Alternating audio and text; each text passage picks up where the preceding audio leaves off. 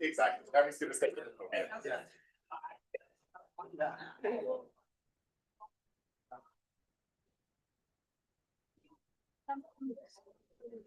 yeah, yeah, yeah. Yeah, we lived in the East for a couple of years, but I'm open to it. Yeah. And although I didn't mind it. Why's that? It's home, I guess, just come in. So you get used to it. Well, Toronto is hard. Toronto isn't hard, but it's work. Much more hard work. I would think. Yeah. And when we lived there, we had some kids were small. Yeah. Good evening, everyone. My name is John Tate. I'm the event coordinator here at Valley Robinson Booksellers. We're so very thrilled that we can welcome socialist and political activist Janey Stone here tonight to Winnipeg, to the Winnipeg launch of her new co-authored book, The Radical Jewish Tradition, Revolutionaries, Resistance Fighters, and Firebrands, published by Verso Books.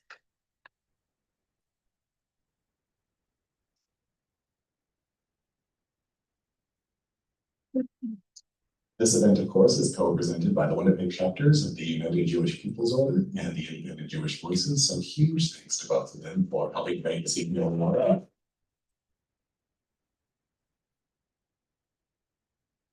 Now, before we begin, of course, I would like to acknowledge that we are here in Treaty 1 territory, and the land on which we gather is the traditional territory of the Anishinaabe, Ininuak, Anishinaabe, Dakota, and Dene peoples, in the whole land of the Red River Métis.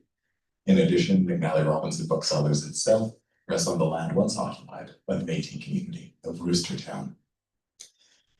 The Radical Jewish Tradition, co-authored by Donny Gluckstein and Janey Stone, tells the gripping and inspiring account of Jewish socialist struggles against tsarist, pogroms, exploitative sweatshops, and murderous Nazis across 3 continents. In just a moment, I'll be inviting out Tami Gadir of the United Jewish People's Order to introduce tonight's participants, after which we'll have a presentation from Harriet Zaidman, one from Janey, and then there will be a Q&A period. So please do allow questions to percolate in your brain over the course of the evening. When it comes time for that portion, I will circulate with a handheld microphone just to ensure that all those watching at home can hear your questions as well. Thank you in advance for that indulgence.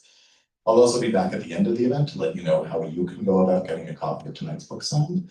But for now, I have the great pleasure of introducing Tami Gadir, who is an academic and activist organizer from so-called Australia, currently based here on Treaty 1 territory. Her research asks how the arts and culture can help or hinder emancipatory political movements from below. She is the author of Dance Music, a feminist account of an ordinary culture, and currently writes about the politics of popular music subcultures and the histories of labor choirs. Gadir is a member of the International Socialists, the Winnipeg Tempest Organizing Committee, and of course, Independent Jewish Voices, as well as serving on the board of the United Jewish People's Order Winnipeg chapter. She was previously active in anti-war movements and the climate group Extinction Rebellion, has served as a union delegate, and has spent the most recent years supporting the movement for Palestinian liberation. She has worked across 5 cities and 3 continents, and can occasionally be found playing pre-sunrise DJ sets. Please give a very warm welcome to Tami Gadir.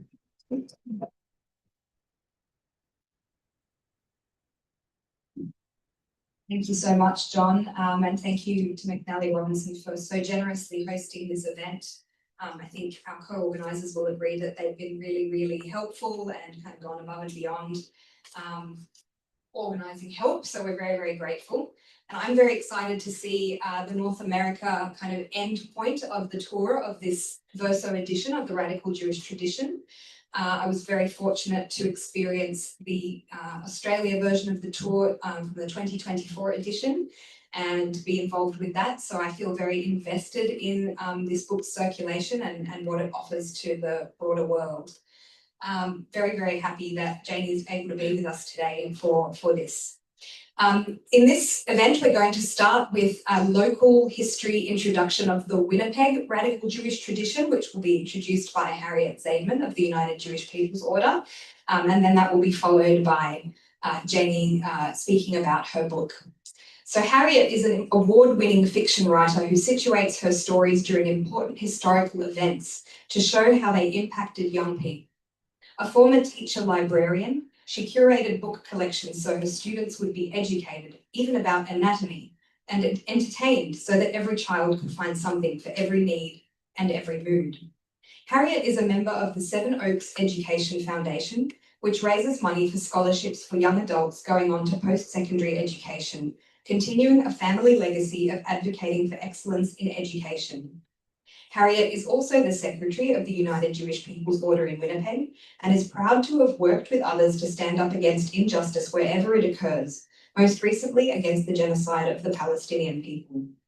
She's worked with others to advocate that the Manitoba curriculum on Holocaust studies contains material that promotes critical thinking. A chorister with the North End Jewish Folk Choir, she invites everyone to hear the choir sing at UJPO's 100th anniversary celebration on June 25th at the Ukrainian Labour Temple. As a descendant of early Jewish immigrants to Winnipeg, Harriet has always had an interest in the events and forces that shaped the community and shaped her. She is proud to represent an important part of this history tonight. Please make her feel welcome.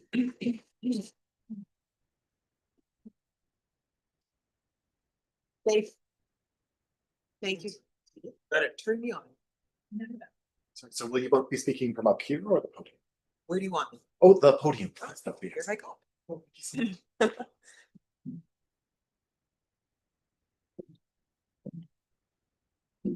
Okay, thank you, Tami, and thank you, everybody, for coming. Welcome, Janey, to Winnipeg. It's great to have you here, and I'd like to congratulate you on your book, your thorough history that you wrote with Donny Gluckstein, A Radical Jewish Tradition. Thank you for this opportunity to talk about the history of radical politics in the Jewish community in Winnipeg. My research comes from various sources, but specifically, I would like to credit the late Roz Usiskin, a woman many of us knew, respected, and loved, whose concern for the recording of history and her attention to scholarship have left us with valuable documents about the early life of the Jewish community here. Jewish migration to Winnipeg began in 1881 and 1882, when the Tsar of Russia incited pogroms and expulsions from the Pale settlement. Those who arrived before 1905 worked hard to keep the religion, the language, and culture for their shtetls alive in the New World. They began to engage in local politics. In 1905, the Jewish population in Winnipeg numbered about 1,156 people. In the first revolution in Russia in 1905, Jews formed a large percentage of the activists. As an example, and this information came from Janey's book, 34% of the charges against revolutionaries were against Jews, who were a tiny percentage of the overall population. Many of those activists fled to escape arrest by the Tsarist police and exile in Siberia. Some came to Winnipeg. On top of the mass emigration that was taking place from Eastern Europe at the time. By 1911, there were more than 9,000 Jews here, growth that mirrored the rapid development of the city. The Jews who arrived here came from a variety of class and social backgrounds that reflected the restrictions they experienced in the old country, in terms of the occupations they pursued. But they were suddenly thrust into the working class and were now working shoulder to shoulder with non-Jews, many of them also recent immigrants from the same regions that they had come from. Instead of offering immigrants a better life, though, industrial capitalism thrived on the exploitation of these workers and their families in the garment industry, in meatpacking industries, in the metal trades and the railway and others. Conditions were ripe for radical ideas. Low wages, child labor, slum housing, rampant disease, and the highest death rate for children under 5 years of age in the entire English-speaking world characterized the conditions in the north end of Winnipeg. And as World War I raged, wages were frozen while prices rose more than 65%, exacerbating working people's misery. How to respond to this reality within the context of Jewish life? The activists brought ideas of secularism, and with the rejection of religion and patriarchal traditions came secular education and new ideas, and given the times, socialism. The Jewish radicals were as divided as they had been in Europe, with three streams of thought emerging: the revolutionary Marxists, who were the Bundists, the nationalists, who were the Zionists, and the anarchists. As well as their political wings, each group developed institutions promoting progressive politics through culture, with education, lectures, debates, theater, reading groups, and choirs. Political life flourished with a large part of the community participating, often with a crossover between groups. The content of the vibrant cultural scene mirrored the desire for inclusion and advancement.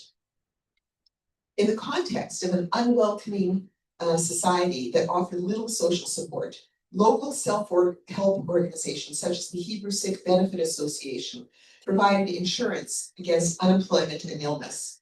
But the workman's circle, the Arbeiter Ring, AR, was distinct in that it was continent-wide, growing to 546 branches across North America, with 48,000 worker members in 1915, and quite fewer. The AR offered mutual aid, but its motto, "We fight against sickness, premature death, and capitalism," made clear its ultimate goal. It did not distinguish or exclude members among the three strains of socialist outlook.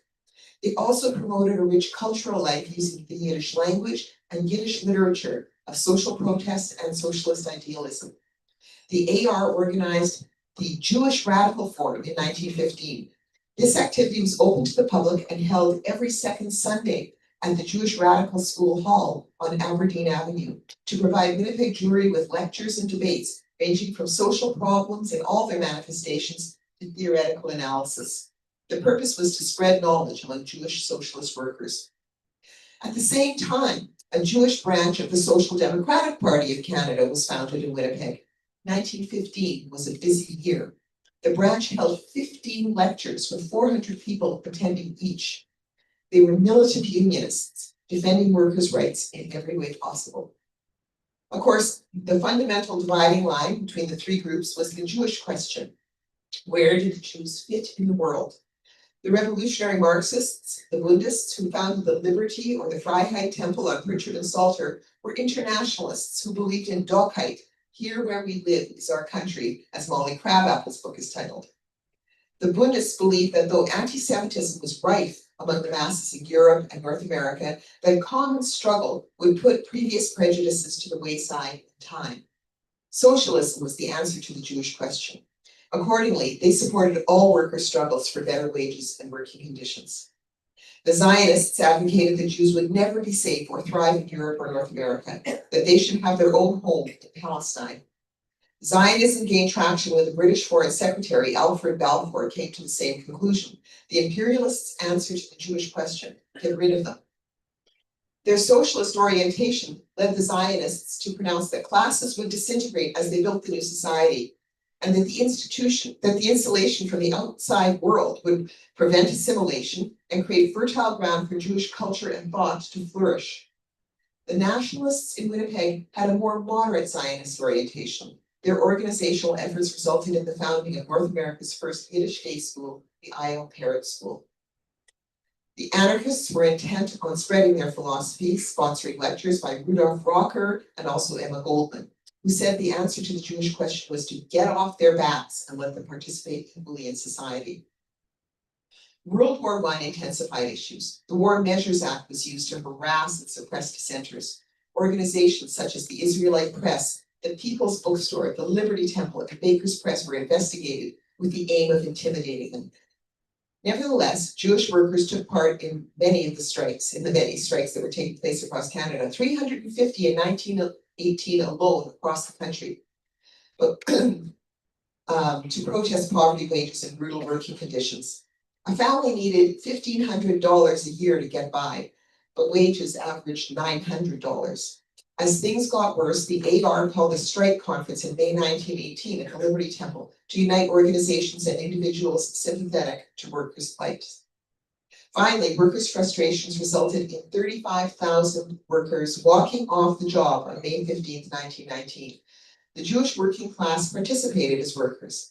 The parties they belonged to informed their attitudes, but the strike committee was made up of about 50 tradesmen, mostly Scotsmen and Englishmen, and they directed the strike. The 1919 general strike was indeed a class war, with business and government conspiring to suppress it, with deliberately hysterical, invented claims that the strikers wanted to overthrow the rule of law, king, and country. The Committee of 1,000, as the anti-strike group called themselves, but who were actually about 100 businessmen, engaged in a misinformation campaign, using the 5 daily Winnipeg newspapers and their own newsletter, proclaiming that the Bolsheviks had selected Winnipeg as the starting point to begin the revolution. To hell with the aliens was their motto, and called for immigrants who would not be docile wage slaves to be deported. Anti-Semitism was one of the tools they used to drive wedges in worker solidarity. But among the strike leadership, there was only one Jew, A. Heaps, and he was of British origins and actually didn't fit in culturally with the Eastern Europeans who made up the majority of the population. Nevertheless, the Liberty Temple, as well as the Ukrainian Labor Temple, were both raided and trashed by the RCMP, with Jews and Ukrainians not involved in the strike committee arrested to intimidate the immigrant communities. The strike was defeated, and Winnipeg's economy slumped as investors shied away from the city, and workers who took part in the strike were blacklisted, with many having to leave town. The Depression worsened conditions further, but workers fought back through strikes, one of the most notable being the Hertig Fur Strike, led by a fearless young firebrand, Frida Kuden, who had been fired from Hertig for union organizing. In 1933, Hertig employees went on strike and she joined the picket line. Police charged her with making death threats against scab women. She was convicted of assault, intimidation, and unlawful assembly and sentenced to 9 months in jail. Frida contracted tuberculosis while serving her term at Stony Mountain Penitentiary and died about a year later at the age of 27. A massive crowd attended her funeral. Her brother Bottle had her tombstone inscribed with these words, "A victim of the Hertig Furrier Strike, August 1933. The day after it was erected, it was defaced, with Hertig scratched out. The radical politics in the Jewish community were changing. Red baiting caused many people to distance themselves from radical politics. The poverty of the Depression occupied many people's consciousness, and World War II changed society. The union movement gained strength, and many people, including many Jews, found a home with the CCF, the Canadian Commonwealth Federation, which became the New Democratic Party. And they were pivotal in advocating for social justice. Some of those people working on social issues during the first NDP government of Ed Schreier, elected in 1969. The United Jewish People's Order, UJPO, was formed here in 1945, and it has worked since then to be a progressive voice in the Jewish community and a Jewish voice in the progressive community. Over the decades, Jewish activists continued the legacy of Jewish radicals in their opposition to the Vietnam War, nuclear armament, racism, and now in the struggle for justice for the Palestinian people. The contribution of the radical groups is immeasurable in the social progress we have made in society, in workers' rights, in healthcare, in women's rights, childcare, pensions, and more. Jewish radicals were fearless, selfless, and pivotal in this work, and we are all better for them. We stand on their shoulders.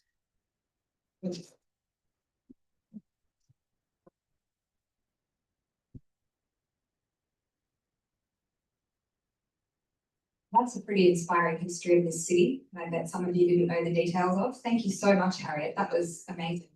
Wow. So very, very relevant to a lot of the themes in Janey's book. And I'm going to now introduce Janey so that she can speak a little bit more about her book, The Radical Jewish Tradition. Janey Stone's mother sought refuge in Australia from Polish anti-Semitism in the 1930s. Janey is a lifelong socialist and political activist. She has been a union delegate and participated in the student, anti-Vietnam War, and women's liberation movements.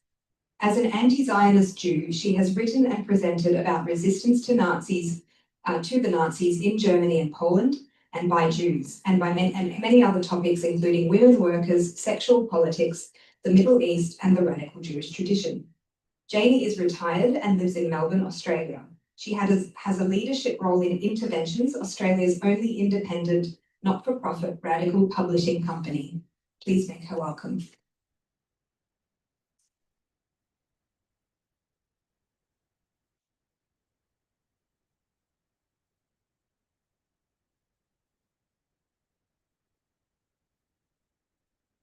Well, thanks so much for having me here in Winnipeg tonight to speak about our book, and thanks for that, very informative. I mean, it might have been new to, some of it might have been new to some of you here, but I can tell you all of it was new to me. I've come to Winnipeg with a clean slate, ready to learn about your city here. So I want to start off by talking about something called the lachrymose conception of Jewish history. Now, some of you may speak French, and you know that lachrymose is just a word meaning tearful. So we're talking about the tearful conception of Jewish history. And that's the idea that the main element of Jewish experience has been suffering. It's always been this way and can't be changed. In other words, Jews are eternal victims. Now, there's three ways you can respond to this idea. Firstly, you can say, we can't do anything about anti-Semitism, so we withdraw into our own ghettos, customs, and religion. We do nothing and remain victims. But the second option is to get away from being a victim by joining the perpetrators. Become an exploiter and oppressor yourself, or at least side with those that do. So Zionism is really a combination of both of these. They start by saying we can't do anything about anti-Semitism and non-Jews will always be anti-Semitic. But then they say the way to stop being victims is to take lessons and guidance from the colonialists, the imperialists, the ruling class, and even the anti-Semites. Let's set up our own state and become just like them. But there is a third option. And in our book, for those of you who haven't seen it, in our book, Donny and I show that it's not true that Jews are nothing but victims. The radical history is the history of working class and socialist Jewish struggle against both anti-Semitism and their class position, against both oppression and exploitation. And it's the tradition that says we can fight to defend ourselves. The tradition that doesn't just accept anti-Semitism as eternal or set yourself up as the oppressor of someone else.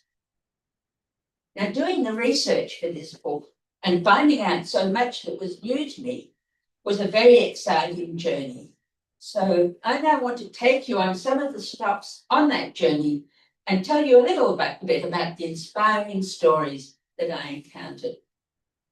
Now, one of my first discoveries was the fact that Jews had fought back against the pogroms in Tsarist Russia.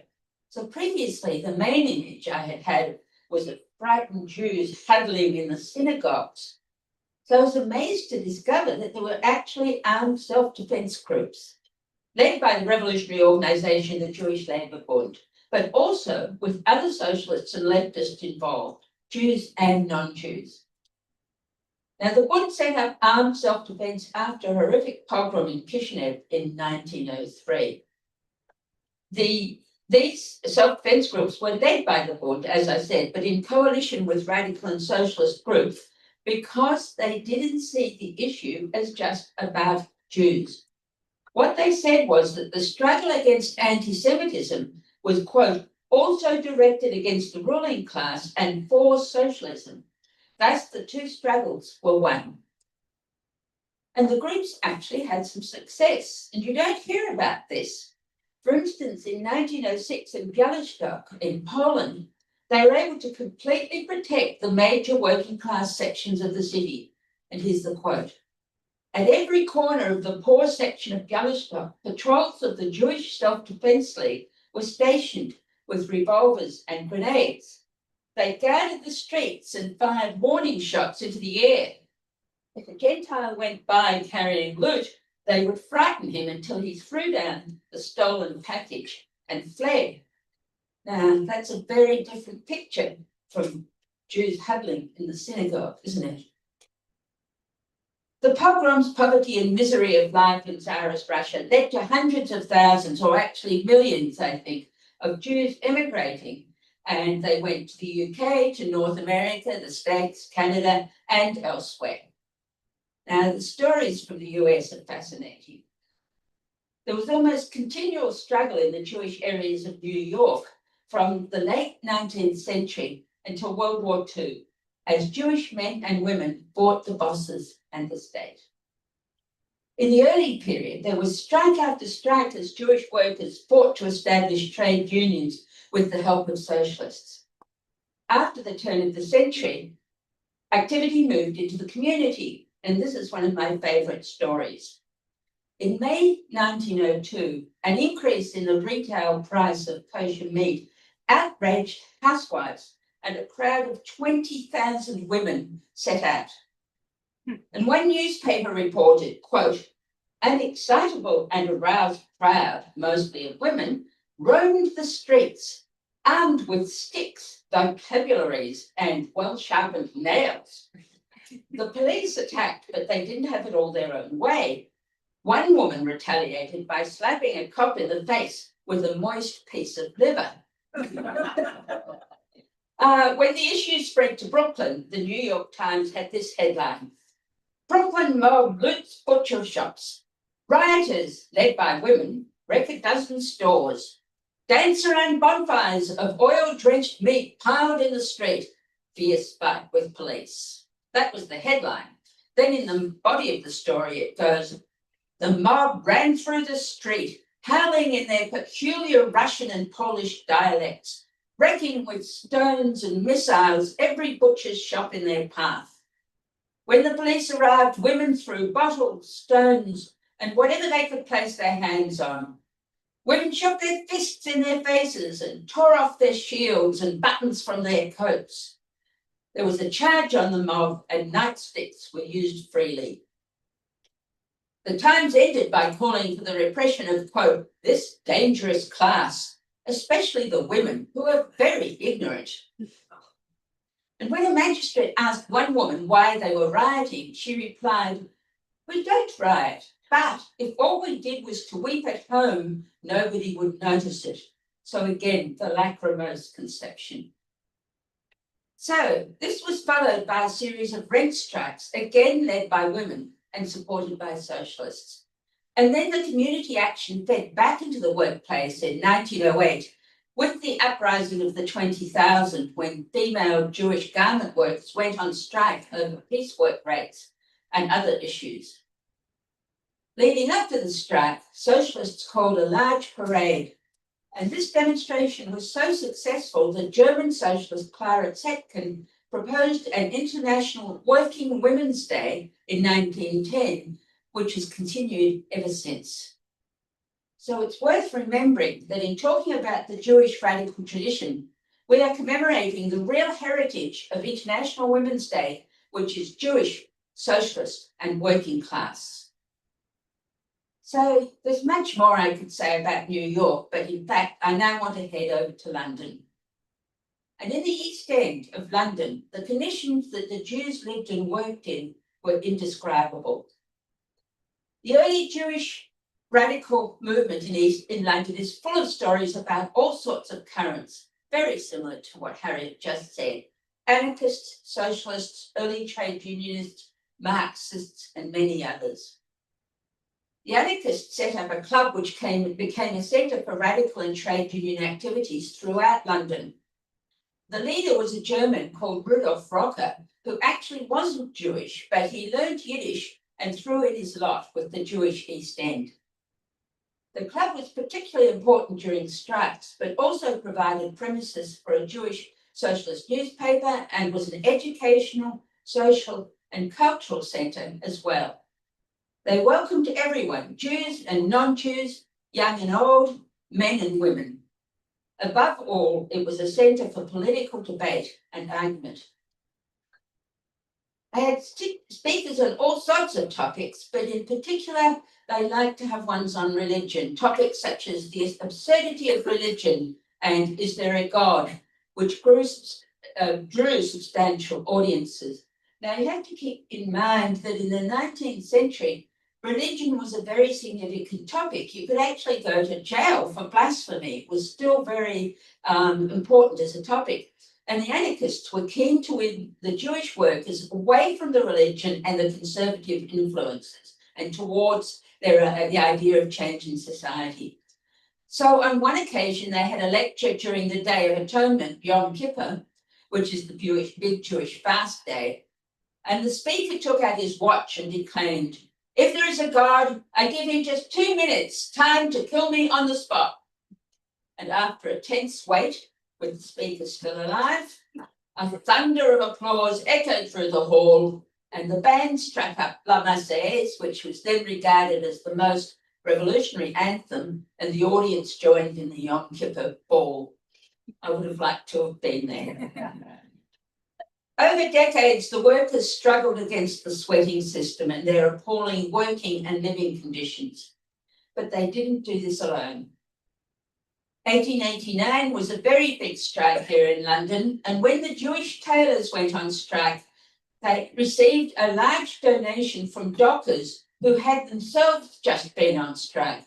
And this is hugely significant because the dockers were largely Irish Catholics, and there's no doubt there was anti-Semitic prejudice amongst them. Then in 1912, during another major dock strike, Jewish families took in and cared for the dockers' children so that they were able to continue with their strike and eventually win. And then 24 years later, in 1936, the dockers again returned the favour and constituted the militant vanguard of the mass demonstration against the British Union of Fascists at Cable Street in London's East End, when up to 300,000 people rallied to protest a planned march by the British Union of Fascists led by Oswald Mosley. And here's a quote from the book. One of the participants, Bill Fishman, described it this way: I was moved to tears to see bearded Jews and Irish Catholic dockers standing up to stop Mosley.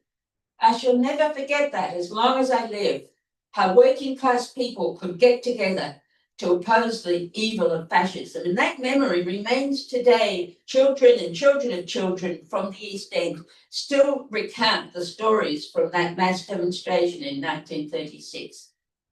But it's important to point out that this mass demonstration wasn't a sort of one-off. It was only part of a wider struggle against fascists in the East End. There was, for example, another important movement that was going on at the same time and that fed into the resistance to the fascists, and that was the tenants movement. During rent strikes, the tenants put up barricades and barbed wire around the buildings, and guards patrolled the entrances, and even the milkmen and postmen had to get permits to enter. When police attacked, women would drop mouldy flour and water from above, from the balconies, and fight them with sticks and shovels and saucepans. And one of the leaders of this movement said this: it was a genuine, united movement of the people, drawing together Jews and Christians at a time when anti-Semitic propaganda was being stepped up, helping to isolate and expose both fascists and right-wing local Labour leaders. And then here's an example from the book showing how the Jews and non-Jews worked together.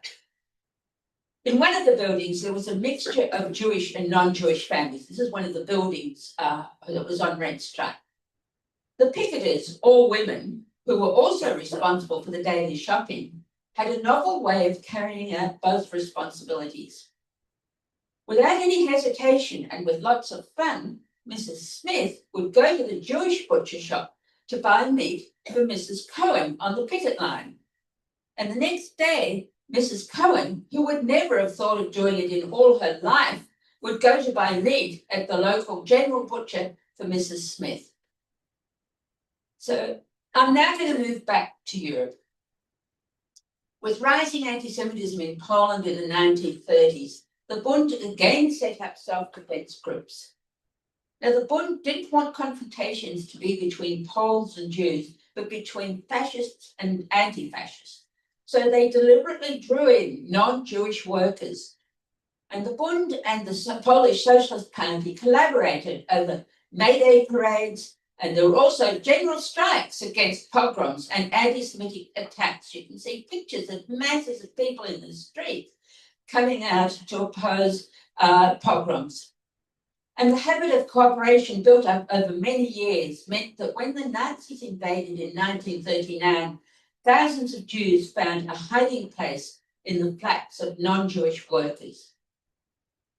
And this brings us to the war and the Holocaust, and also to the worst of the myth of Jewish passivity, that Jews went to the concentration camps like sheep to the slaughter.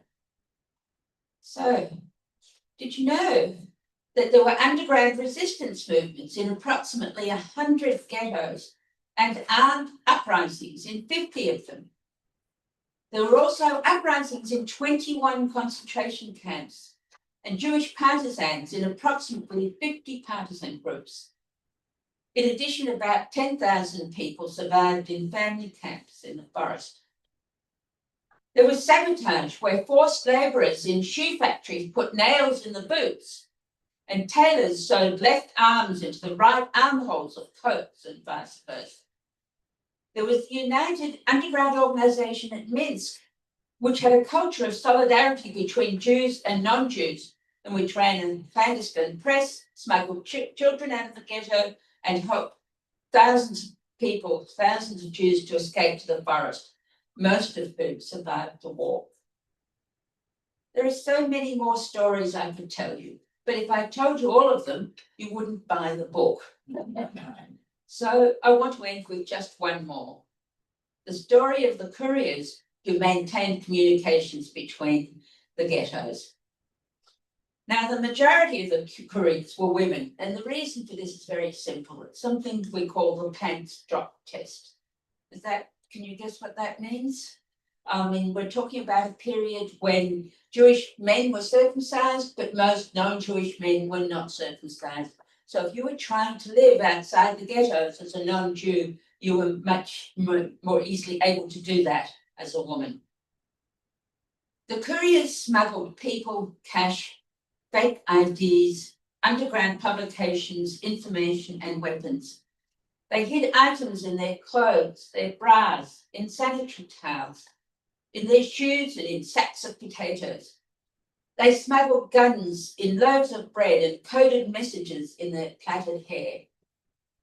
Most of these women were members of Jewish socialist youth groups or communists, and their stories are full of the kind of material that usually makes it into film and notoriety, yet they are virtually unknown. So my last story is about a communist new to Tattlebaum who was blonde and blue-eyed and looked like a naive young Polish teenager. But she was an assassin, and she used to walk openly into the offices or homes of Gestapo officers and shoot them in cold blood. One day she strolled up to the guards outside a Gestapo prison, feigned shame, and whispered that she needed to speak to a certain officer about a personal matter. The guards assumed that she was pregnant, and they politely showed her the way. Once in the officer's room, she pulled out a concealed pistol with a silencer and shot him. And on the way out, she smiled meekly at the guards who'd let her in. The couriers endured prison, rape, humiliation, and beatings and kept on fighting. And I think the astonishing bravery, intelligence, and self-sacrifice of these women fully destroys the myth that Jews went as sheep to the slaughter. So to wrap up, I want to say how exciting and inspiring I find this whole history. A Jewish radical tradition, a tradition of socialists who fought back against oppression and exploitation, a history of resistance and of the struggle to change the world, a history of people who didn't just weep and hide away, who refused to be just victims or to join the oppressors. And this history has been a joy to rediscover. But this history doesn't just belong to Jews. It belongs to all of us here in this room and to all of those who are engaged in struggle against the horrors of our society, of oppression and exploitation and of war. This isn't an academic or a sectional history, but is avowedly partisan, a history to support and inspire struggle. Our book is called The Radical Jewish Tradition, so it might sound like it's just looking back into the past. But I want to end right now with a quote from the French socialist Jean Jaurès. Tradition does not mean preserving the ashes, but keeping the flame alive. Thank you.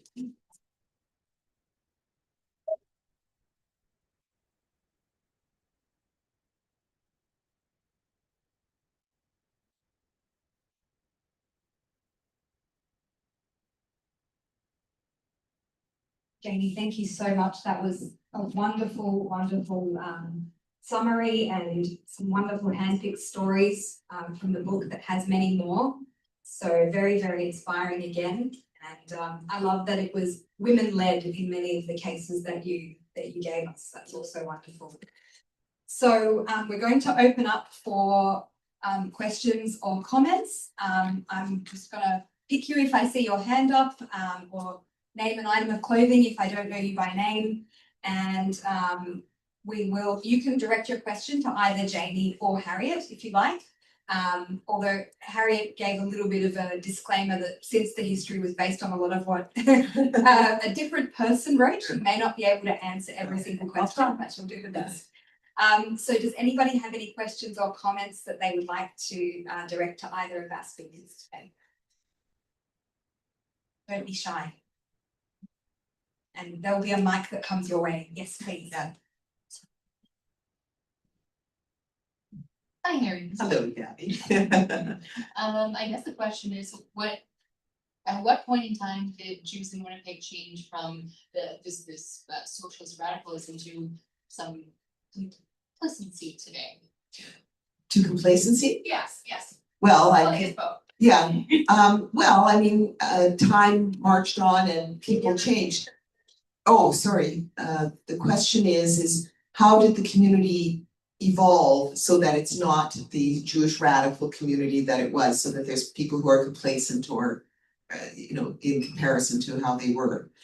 So, events change things. For instance, the red baby in the 30s, McCarthyism, the Second World War changed people. You had generational changes as one new generation was moving up. They weren't involved in the same struggles. They were, the original generation was working hard to establish so that their children could get educated and move on and things like that. So that, and their interests became different. And then you had McCarthyism in the 50s. And I remember someone saying, well, people, in order to remain active in the community, would join a synagogue because it was a little safer than being part of, people in Winnipeg, the RCMP attended, was infiltrated or came and attended every meeting that UJPO had. There's lots of information about that, took notes, filed reports on it. So it's pretty intimidating.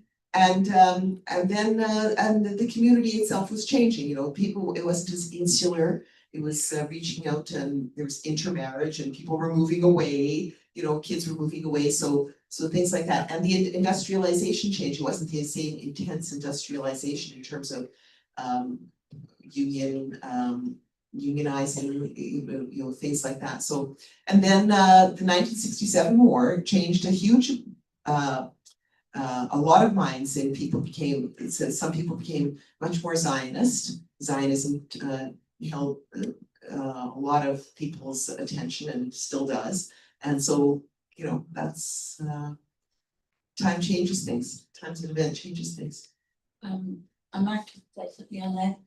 Yes, time changes things, but there are a couple of very important things that help that along. First of all, the book and most of what Harriet said was about Jewish working class, and the Jewish working class, Yiddish speaking in working class in Europe was destroyed. It doesn't exist anymore. It ceased to exist during the war. It was they went to the gas chambers. It was a different process here and in Australia too, where the class changes occurred. So people moved out of the working class, and it didn't no longer have that cohesion that it did on a class basis and the language and the culture basis. I mean, yes, people turn back to Yiddish, but it's a choice. Right. Whereas, although I'm told there still is a Yiddish-speaking working class in New York, I believe, but we know there's those changes. But secondly, there's, as Harriet said, in effect, the establishment of the State of Israel, and everything changes. Our book finishes in 1948 for that reason, changes the whole balance of forces.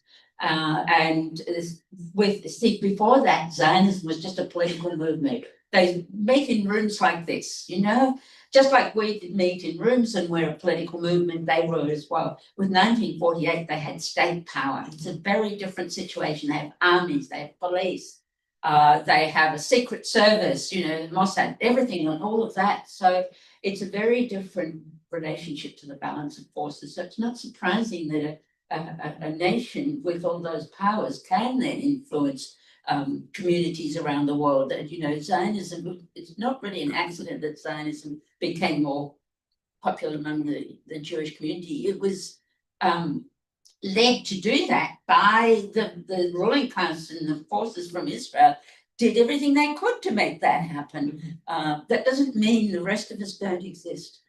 And it's also important to recognize that even with the class basis gone, Jews played a major role in the civil rights movement in the United States. I just learned for the first time the other night about, in the book we talk about the Black Jewish Alliance in New York in the 1930s. I heard there was one in, for the first time, there was one in Ontario. Is there? Yes, somebody in, I don't know if you heard that person from the floor, and I've looked it up, and I'll tell you if I ever get a chance to, I mean, I would put it in the book if I had the chance to, but I would, I find it really interesting that in the 1950s in Ontario, there was again a Black Jewish Alliance. So I find that really interesting. And it's me, look at all the Jews who are coming out in the pro-Palestine movement getting over.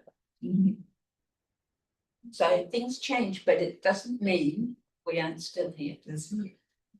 Any other questions? Syed first, and then hand just in front.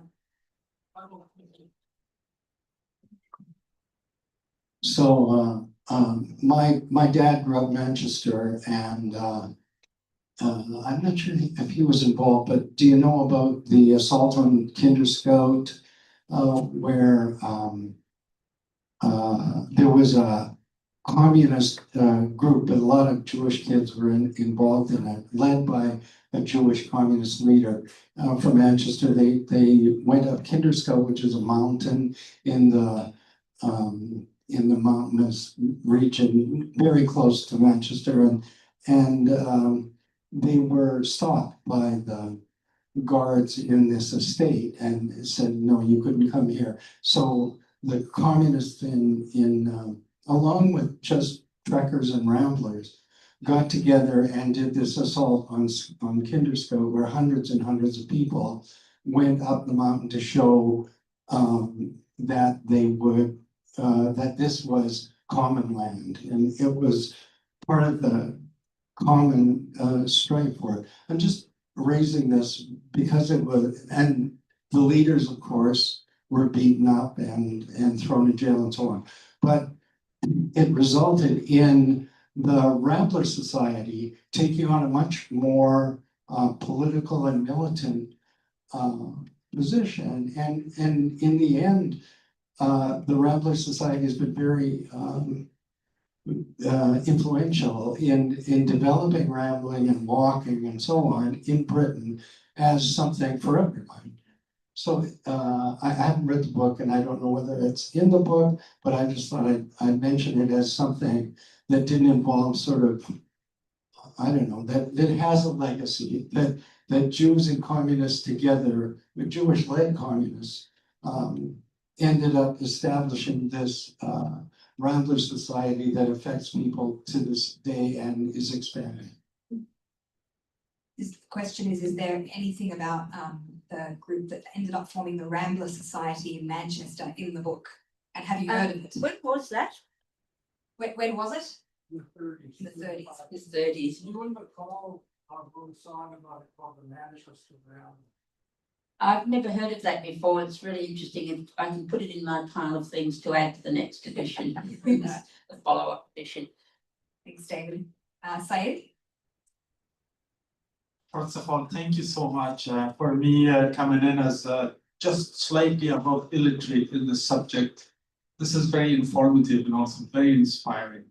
But my question and curiosity is what you would think, and this is to anyone who would take this question, what are your thoughts about the role of the rise of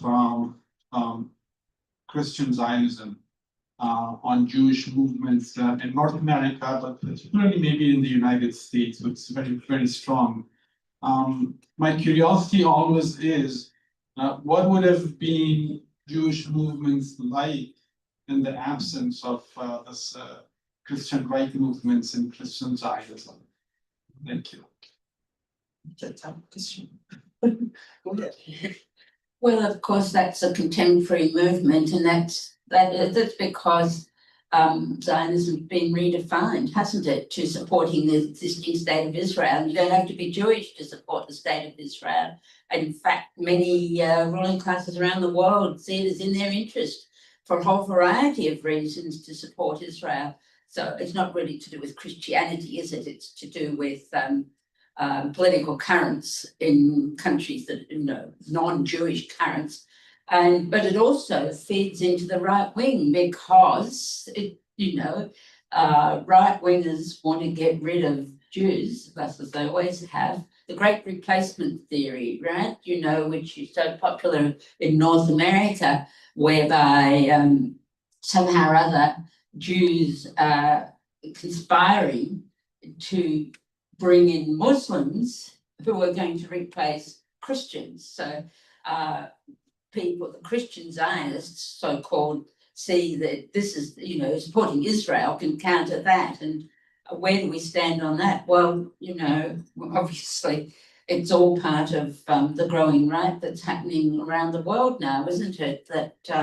And unfortunately, Israel is on the side of those right-wing conspiracy theorists who are actually anti-Semitic. And the Christian Zionists are actually anti-Semitic, and we're the ones who are actually opposing anti-Semitism in that. In spite of the fake stuff that comes out of Israel, they're the ones that are actually leading to an increase in anti-Semitism. How about you, Harriet? Do you have any thoughts on Christian Zionism? What she said. What she said. We need to have mics for the online, yeah.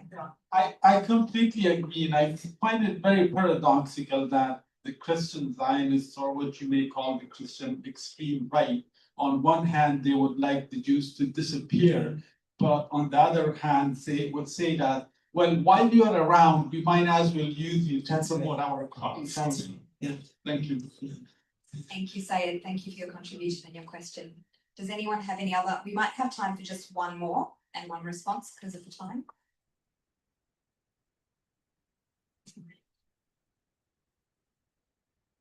Any last few? Thank you. Well, I do have a question. So it's a question for Janey, and I'm just curious. I know you've been a socialist for a long time, same tradition that I've been a socialist, but I'm curious about how much of this tradition, the radical Jewish tradition, you knew about when you became a socialist, and what was your relationship to it, and how much has that changed through your research on the book and that kind of thing? How much of the radical Jewish tradition did you know about when you became a socialist? Is the question. Virtually none. I mean, I've been a socialist since the age of 15, and I only started writing this book 4 years ago.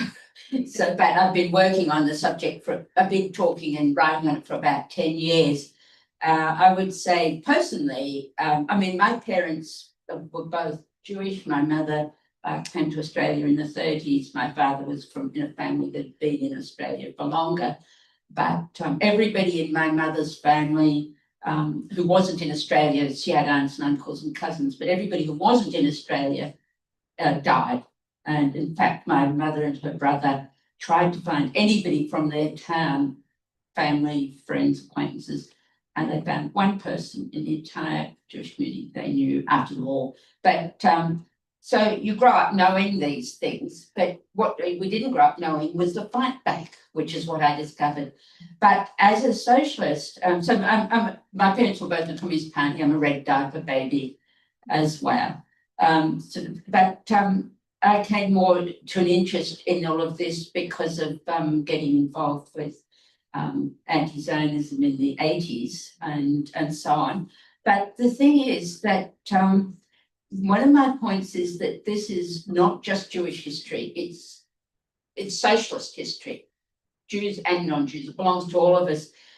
Somebody at my talk in Toronto one of the last speakers got up and said, you know, it's a fantastic tradition, it's great and everything, but it's not my tradition, but I really like it. And I said, it is your tradition.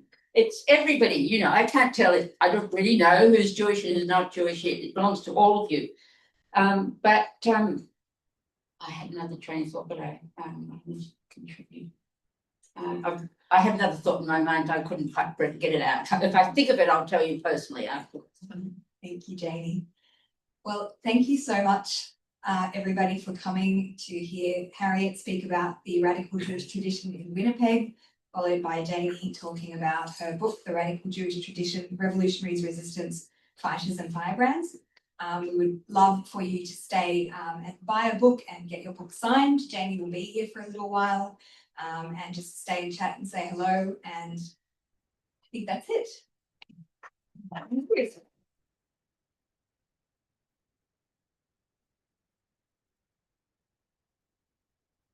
Yes, indeed. Thank you so very much, all of you. Thank you all for being here and for your questions this evening. So as mentioned, we are going to be moving along to the Sunday portion of the evening. The only thing I will put in your head is that you don't need to buy a book first, but we would very much appreciate it if you pay for the book before you physically leave. Feel free to come on first. Thanks again to all of the people who made this event happen as well. To, of course, United Jewish People's Order and Independent Jewish Voices Winnipeg, to Harold Schuster, to Tami Gadir, to Harriet Zaidman, and of course to Janey Stone. Have a wonderful night. And you have a second final words of Janey, so please hang on. I'm very sorry, I'm going to say this. So this is my, have you finished, John? Oh, yes, absolutely. Yeah. So I want to thank John from Robinson for our event, and Harriet for her contribution, and Harold for picking me up at the airport this afternoon, and everyone else and all of you here, thanks for making this a success. But I particularly want to thank Tami, who did a fantastic job in making contacts for me all over Canada for my tour, and also in the US, and particularly for your contribution in organising events here in Winnipeg and setting this tomorrow's event up for me. I originally met Tami back in Melbourne a couple of years ago when, as she said, she was the co-speaker at the event when the book was published in Australia. And then lo and behold, she turns up here. So I can't thank you enough for moving to Winnipeg. So I just want to end up with one final statement here. I want to end up with the words of Marek Edelman, a Bundist and one of the leaders in the Jewish fighting organisation in the Warsaw Ghetto uprising. After the war, Edelman went back to Poland and remained a radical all his life. During the Second Palestinian Intifada, Edelman wrote a letter to the Palestinians, who he compared to the Jewish fighting organisation that had led the Warsaw Ghetto uprising. And he addressed his letter to the commanders of the Palestinian military, to the soldiers of the Palestinian fighting organisation. So just as Edelman linked the resistance fighters in Warsaw, so do I link the Jewish radical tradition with today's fight of the Palestinians against exploitation, persecution, and genocide. I stand with Palestine. I hope the book that Donny and I have written will contribute to the ongoing struggle for their freedom and for the freedom of all of us. Thank you.